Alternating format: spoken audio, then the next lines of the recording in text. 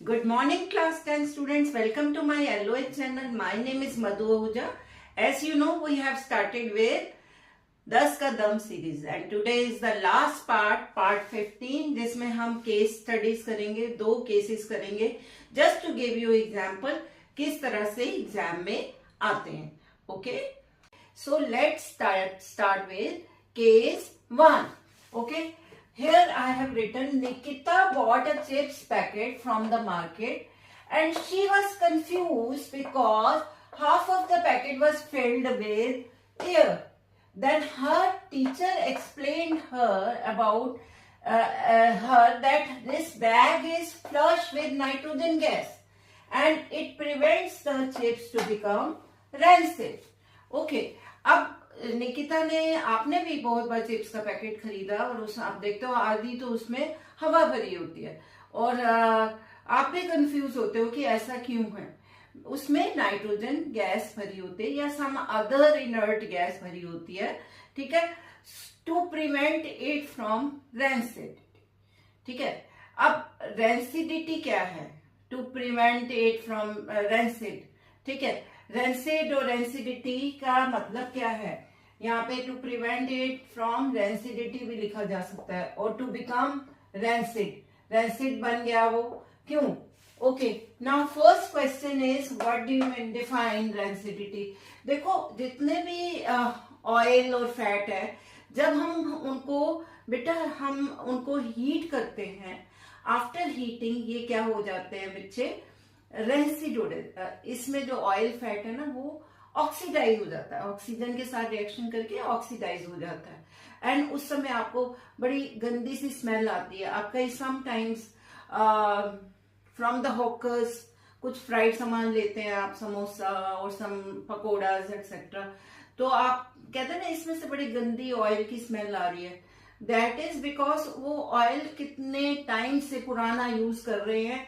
अब वो जब ऑयल हीट हो जाता है तो वो ऑक्सीजन के साथ रिएक्शन करके ऑक्सीडाइज हो जाता है. वो लोग क्या करते हैं, उसी कढ़ाई में और तेल और ऑयल डाला, फिर उसमें फ्राइंग की, फिर नेक्स्ट डे फिर और उसी में ही डाल दिया और उसको फ्राई करी, तो रेंसिड ऑयल है. ठीक है, rancid oil is not good for health also, क्योंकि उस ऑक्सीडाइज हो गया, उसमें स्मेल गंदी सी आएगी आपको. आप अपने मदर को भी बोल सकते हैं कि एक बार फ्राइंग करी उस ऑयल को एयर टाइट कंटेनर में रखें और बहुत जल्दी यूज करें, अदरवाइज वो ऑक्सीडाइज हो जाएगा, फिर उसको यूज नहीं करना. ठीक है, that will be rancid oil. अब रेंसिडिटी क्या लिखी गई है यहाँ पे? When fats and oils are oxidized and their smell and taste change, this process is called rancidity and the food become rancid. Okay, got it?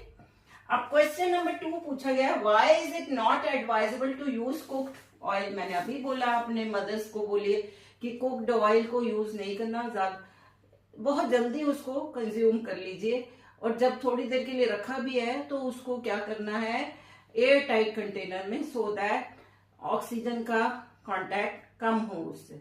ठीक है, okay, so answer is because cooked oil will oxidise and will change into rancid oil. Okay, और rancid oil में से आपको smell आएगी, test भी अच्छा नहीं होगा उसका. Now question number 3, how can filling of nitrogen gas in chips packet prevent it from rancidity. अब ये भी इंपॉर्टेंट है कि चिप्स के पैकेट में नाइट्रोजन गैस बनने से कैसे वो रेंसिडिटी से बचाता है. देखो, nitrogen gas is inert gas. Inert gas का मतलब ये रिएक्शन नहीं करेगा जल्दी, फैट एंड ऑयल से भी जल्दी ये रिएक्शन नहीं करेगा. ठीक है, तो अब क्या होता है कि हम एक लेयर नाइट्रोजन की गैस की फिल कर देते हैं, तो it cut off the supply of oxygen. Oxygen अब फैट के साथ मीन्स चिप्स के साथ कांटेक्ट में नहीं है. ओके, तो it cut off the supply of oxygen. Chips के साथ तो कौन सी गैस कांटेक्ट में है? नाइट्रोजन है. ठीक है, तो नाइट्रोजन रिएक्ट करेगी नहीं उसके साथ, तो इस तरह से वो उसको, चिप्स को रेंसिडिटी से बचा लेगा. तो I have written here, nitrogen is an inert gas, so it does not react with fat and oil and flushing nitrogen in chips bag cut off the the supply of oxygen, therefore no oxidation of oil and fat present in chips. कोई oxidation नहीं होगा. You can take screenshot.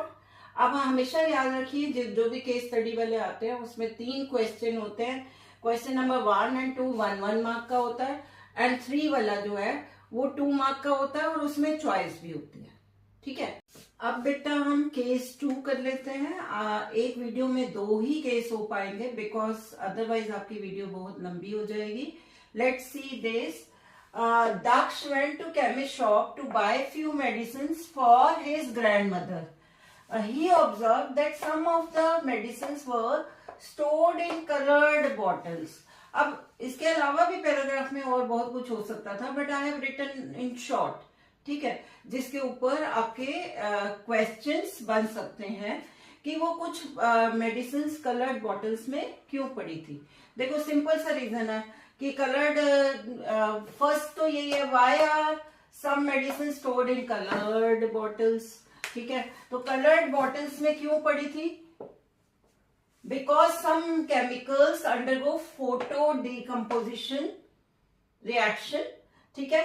Coloured bottles cut off the supply of light and slow down decomposition reaction. Photo decomposition आप पढ़ चुके हो.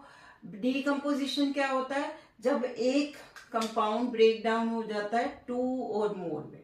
ठीक है. अब ब्रेक डाउन ऐसे पड़े पड़े तो नहीं होगा ना, उसको कोई एनर्जी मिलेगी. तो 3 तरह की एनर्जी होती है, या तो उसको हीट किया जाता है, या इलेक्ट्रिसिटी दी जाती है, या सनलाइट. ओके. तो सनलाइट दी जाती है तो उसको फोटोलिटिक डिकम्पोजिशन बोलते हैं, या फोटो डिकम्पोजिशन बोलते हैं. ठीक है. तो फोटो डिकम्पोजिशन होता है तो ब्राउन कलर की बॉटल्स में इसलिए डाला जाता है क्योंकि सनलाइट डायरेक्ट उसको कम मिलती है, सप्लाई कम होती है, इसलिए it slow down the decomposition reaction. Okay. Next, define photo decomposition reaction होती क्या है मैंने बता दिया आपको. Break down of one chemical into 2 और मोर. तो reaction in which single reactant breaks down to yield simpler products in the presence of light होगा तो उसको फोटो डिकम्पोजिशन रिएक्शन बोलते हैं. डिकम्पोजिशन यहां तक आ गया. अगर इन द प्रेजेंस ऑफ लाइट होगा तो photo decomposition reaction is called photo decomposition reaction. Okay. Now question number 3, give examples. आपके एनसीईआरटी में दिए हुए हैं. 1 इज सिल्वर क्लोराइड का एग्जांपल है. इन the presence of sunlight it will change into silver and chlorine. ठीक है. दूसरा सिल्वर ब्रोमाइड का, सिल्वर एंड ब्रोमीन. और आपको पता है यही वाला silver bromide is use in black and white photography also. तो नेक्स्ट क्वेश्चन यही है, which photochemical reaction is use in black and white photography. तो I have written same equation once again. You can take screenshot. ठीक है. तो इस साथ ही हमारा पार्ट 15 भी ओवर हुआ, यानी हमारी 10 का दम सीरीज ओवर हुई. आई होप ये सीरीज आपके लिए यूजफुल होगी, and all the best for your board examination. Bye.